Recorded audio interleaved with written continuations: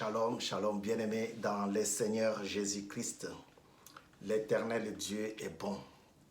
Le Seigneur des Seigneurs est grand. Quand il commence une œuvre, il la termine avec beaucoup de fidélité, avec beaucoup de soin.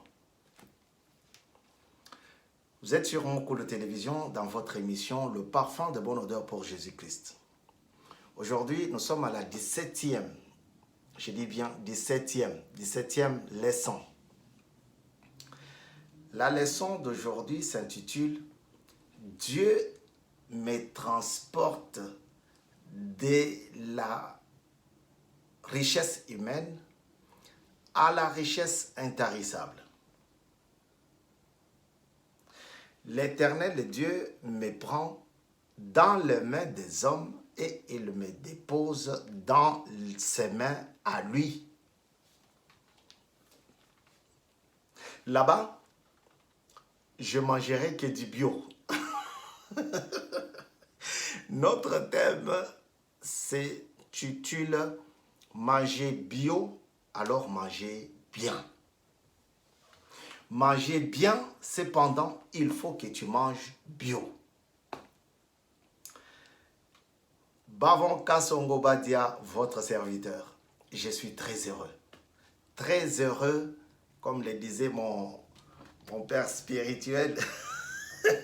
Même s'il y a une classe, une catégorie de personnes qui disent il n'y a pas de père spirituel. Bon, comme le disait mon père spirituel, parfois Alex, je suis un homme heureux.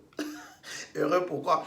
Parce que je vous partage cette leçon, cette méditation, cette exhortation, cet enseignement. On va parler de Lévi. Mais comment Lévi va s'associer au sujet du jour? Dieu m'a pris dans la richesse des hommes et il m'a mis dans la richesse éternelle. Non. Lévi, c'est le troisième enfant de Jacob et Léa. Lévi, c'est celui qui avait reçu de Dieu le rôle du sacrificateur. Lévi, c'est cette descendance-là, c'est ces personnes-là qui avaient reçu de Dieu le rôle des sacrificateurs. Ils étaient choisis pour le service du sanctuaire. Vous voyez? Ils n'avaient pas une partie des terres. Mais leur partie des terres, c'était de recevoir les sacrifices.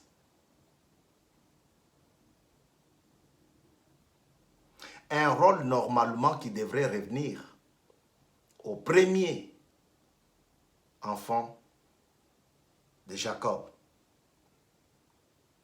Mais Dieu a donné à la tribu de Lévi. Lévi, c'est ce garçon qui parle de lui-même. Il parle de lui-même comme s'il parlait d'une autre personne. On verra ça plus tard. Matthieu chapitre 9, verset 9. Marc chapitre 2, verset 14. Là, c'est quelqu'un d'autre qui parle de lui. Mais dans Matthieu, c'est lui-même. Parce il était connu sous le nom de Matthieu. Il a fait à peu près comme Moïse, qui parlait de sa mort dans Deutéronome. Donc, c'est comme ça. Manger bio, alors manger bien. Dieu a besoin que tu manges bien. Voilà pourquoi il te dit quelque chose. Il ne veut pas que la faim que tu as, la misère que tu traverses soit une misère éternelle. Non. Dieu vient te chercher même là où tu te crois dans une luxure, dans une vie normale et luxueuse. Dieu vient, il te prend là-bas. Il te prend là-bas pour te donner une place dans son sanctuaire. Alléluia. Il dit,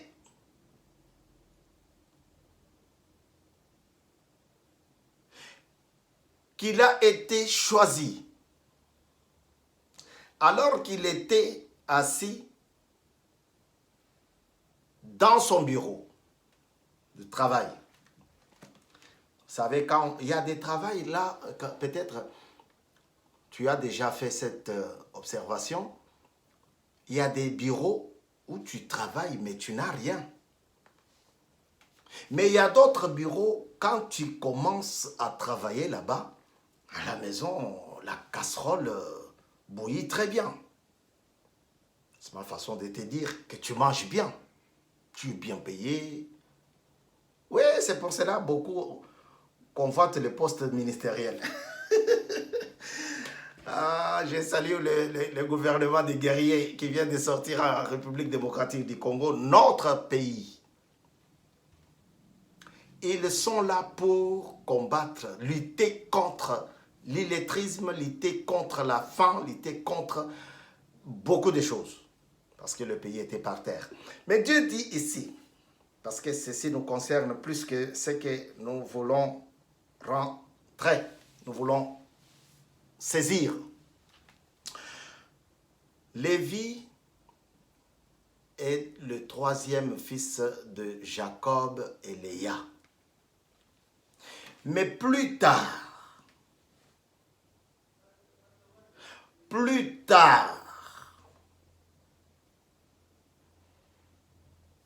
Jésus va rencontrer un autre Lévi,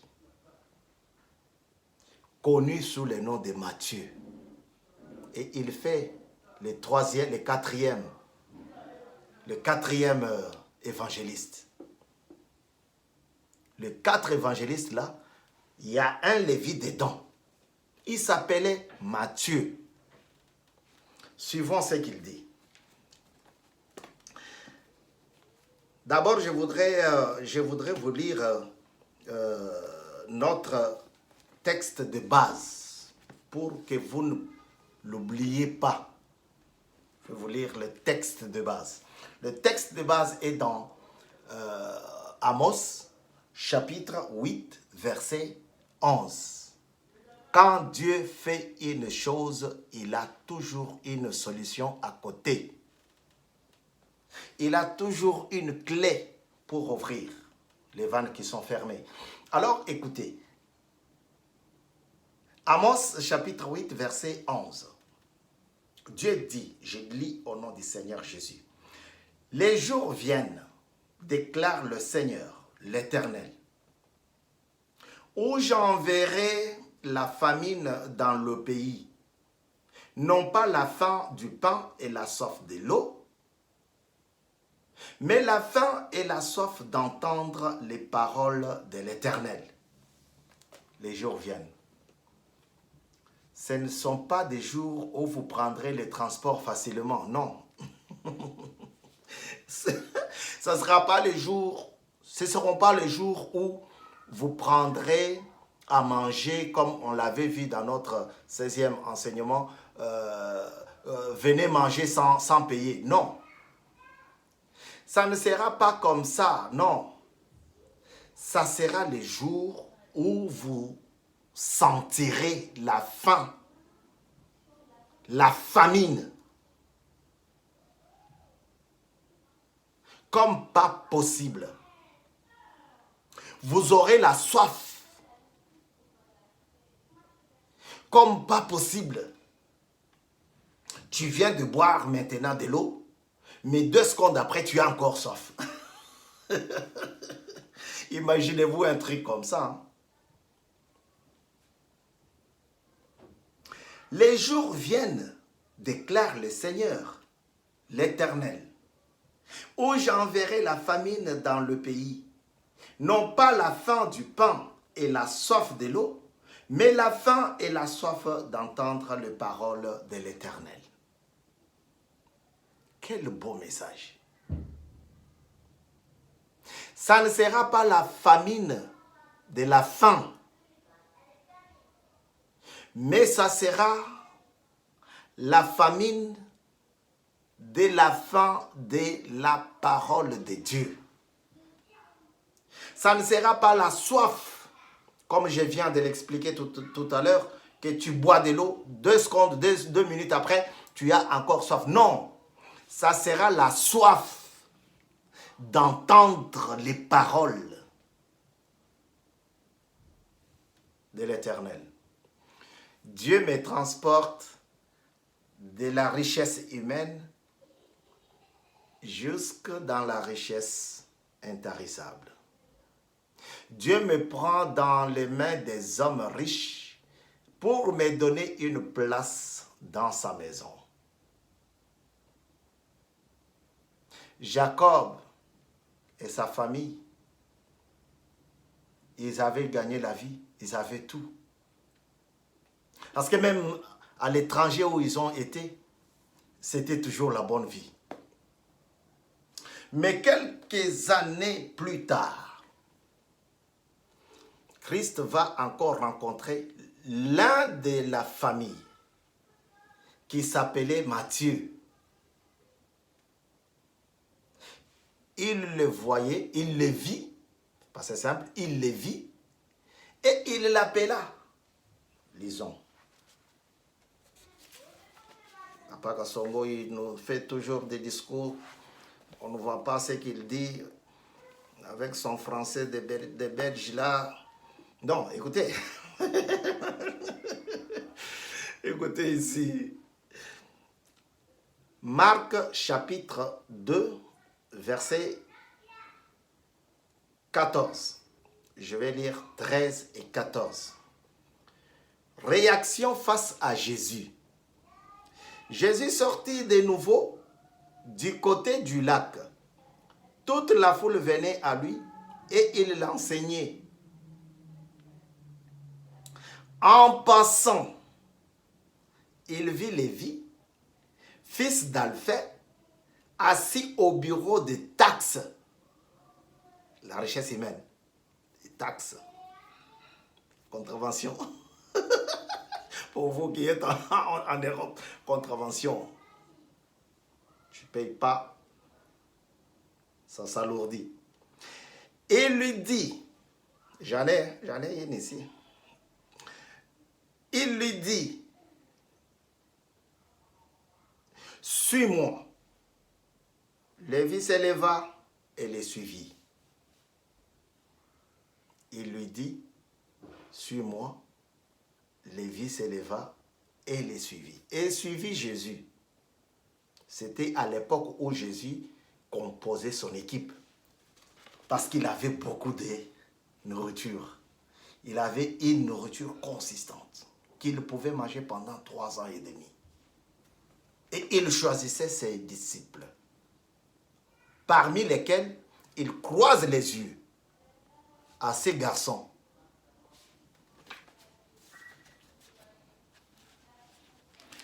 Et il l'appela. Les garçons lui-même, il parle de lui. Matthieu chapitre 9, verset 9. On reprend le même sujet. On dit, réaction face à Jésus. Jésus partit de là. En passant, il vit un homme assis au bureau des taxes qui s'appelait Matthieu. Il lui dit, suis-moi. Cet homme se leva et le suivit. Cet homme, c'est lui-même qui écrit son histoire, sa propre histoire. Cet homme, c'était lui, l'évangéliste Matthieu qui parlait de lui. Dieu dit, il l'a vu et il l'a appelé. C'est pour cela notre sujet, notre sous-thème d'aujourd'hui, Dieu me prend dans les richesses humaines, il me transporte dans sa gloire éternelle. Lévi ne manquait de rien. Lévi était bien. Il travaillait dans le bureau des impôts, là où on paye les impôts. Il y a toutes les magouilles. Hein. Au lieu de te payer 90, comme j'en ai à la maison, là, 90 avec excès de vitesse, au lieu de te donner 90, je te donne 30. Comme ça, j'ai dit que je ne t'ai pas donné. Donc, toi, tu prends 30, je mets à côté. Ça s'est passé dans des années. De Jésus aussi. Il était bien, mais seulement Dieu l'a encore amené dans sa gloire, dans sa présence. Vivre aux côtés de Christ, vivre aux côtés du roi des rois, vivre dans le sillage de celui qui a créé le monde entier. Vous voyez? C'est lui qui avait le pouvoir d'anéantir la mort et la pauvreté. C'est lui qui pouvait nourrir 5000 hommes sans tenir compte de leurs femmes et des enfants. Vivre avec lui. Une richesse intarissable. Une richesse incalculable. Une richesse éternelle. Lévi va accepter. Il n'a pas dit non.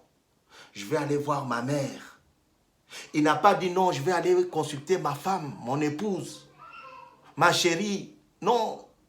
Jésus va se mettre debout. Et il va suivre Jésus. Parce que c'était son jour, le jour de la délivrance. Où il pouvait manger de la nourriture bio. C'était son jour, frère. C'est pas mis debout comme ça, non, dans le... Non, non, non, non, non, non, pas par hasard, non. C'était son jour. Dieu a préparé un jour pour chacun d'entre nous. Où tu vas passer à la table du roi. Comme Méphibosheth. Là-bas, là-bas, derrière, là-bas, dans la brousse, en train de fuir. Si on nous attrape ici, c'est la mort. Mais Dieu dit, non, non, non, non, non, viens. Ton père a été bien avec moi. Et une parole de reconnaissance. Frère, il y a beaucoup de gens dans nos églises, ils ne reconnaissent pas. Ils sont ingrats.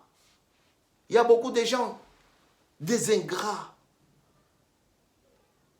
Ne pensez pas que les ingrats sont seulement dans des bars, non, ailleurs, non. Même dans la maison. Ces garçons étaient bien. Voici comment il parle de lui-même. Il ne dit pas quand j'étais assis, non. C'est moi que lui, il a appelé. Non, il ne fait pas comme mes frères français. Il veut même dormir. J'étais là devant mon bureau et il m'a appelé. Non, il dit, cet homme-là, il ne dit pas que moi. Tu vois l'humilité quand tu as Dieu. Il dit, cet homme-là entendit la parole de Dieu et il les suivit. Combien de gens parmi nous, on parle de lui, il est à côté, il entend. Oui, mais c'était moi. Ah, c'est moi qui... J'ai serré la main. Non. La Bible nous enseigne la douceur. La douceur. Ce n'était pas son travail, ce n'était pas le travail de Lévi. Selon l'ordre hiérarchique, ça ne pouvait pas être donné à lui, à cette descendance-là, à cette famille-là, à ces clans-là, à cette tribu, non. Ça pouvait appartenir aux plus âgés. Mais Jacob, Israël, a regardé, a dit, comme il manque, c'est lui qui va s'occuper du sacrifice. Là où il y a le sacrifice, il y a la vie. Parce que tu manges tout le temps. Combien de gens viennent tous les jours avec des animaux pour chercher la purification? Combien? La nourriture de Dieu est éternelle. La nourriture du Très-Haut est éternelle. Bien-aimé, qu'est-ce que tu cherches encore? Du moment que tu as Dieu, tu as tout. Mokolo Télévision, c'est votre espace. Mangez bio, alors mangez bien. 17e enseignement pour la gloire du Seigneur. 17e leçon. 17e leçon, 17e exhortation pour la gloire du Seigneur. Nous sommes ensemble ici pour 42 leçons. Fais les calculs. Fais les calculs. Il nous reste combien? Et nous allons avancer, mais libre. Parce que nous avons celui qui connaît les chemins. Alléluia. Jésus partit de là, du lac, dans le quartier, il tourne. Il cherche son équipe. Il a à manger. Il veut donner à quelqu'un. Et en passant, il vit un homme assis. Au bureau des taxes. Il ne dit pas qu'il me voit assis. Non, il dit il voit un homme assis. Dans son bureau. Attendant encore que les gens viennent avec la corruption. Et il prenait. Il était bien. Chez lui, la casserole bouillit très bien. La casserole était bien chauffée. Ça saigne. L'huile, ça coule. Tellement que c'était bon. C'est ma façon de te dire qu'il avait à manger à gogo. Il n'était pas souffrant, il n'était pas pauvre. Il avait tout. Mais ce que Jésus lui a donné, c'était la nourriture éternelle. Est-ce que tu veux que Dieu te transporte de la misère des hommes, de la misère humaine, de la richesse humaine, jusque dans sa gloire éternelle? Question mark. Comme dit ma soeur, ma consoeur de quelque part là-bas, là. Question mark. Une vraie question. Est-ce que tu veux? Veux-tu que? Oui, je veux. Oui, je le veux. Oui, nous voulons que le Christ vous transporte dans sa gloire par la puissance de son esprit. Au nom de Jésus. Amen. C'était votre frère Bavon Kassongo Badia. Nous vous prions de vous abonner si ce n'est pas encore fait. Que le Dieu de toutes les bonnes choses vous soit agréable. Nous avons ainsi dit Amen. Ciao.